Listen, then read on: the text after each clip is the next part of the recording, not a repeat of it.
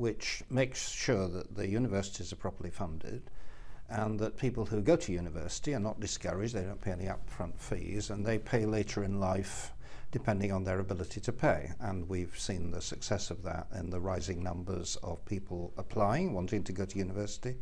And I think what the universities are quite rightly worried about is that the Labour Party feel they have to produce a soundbite on tuition fees or a pledge, that they will lose very substantial income. And if it's £6,000 they're aiming for, they would potentially lose 10 billion over 5 years.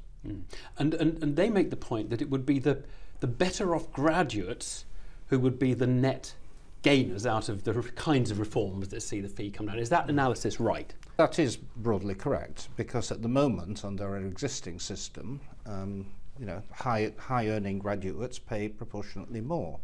And if you have a reduced quote fee at the beginning, those students, when they become graduates, will do relatively better off. So effectively it's the children of bus drivers and people who go on to become social workers or vicars or charity workers subsidising investment bankers, which is not what we want.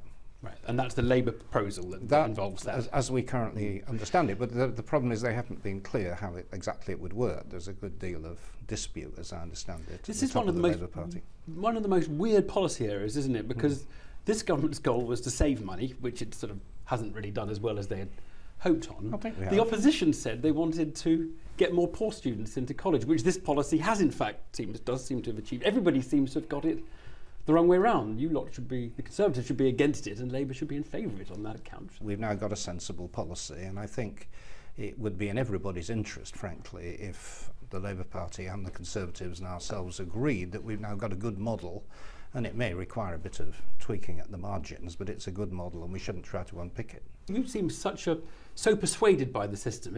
It's almost hard to believe you ever believed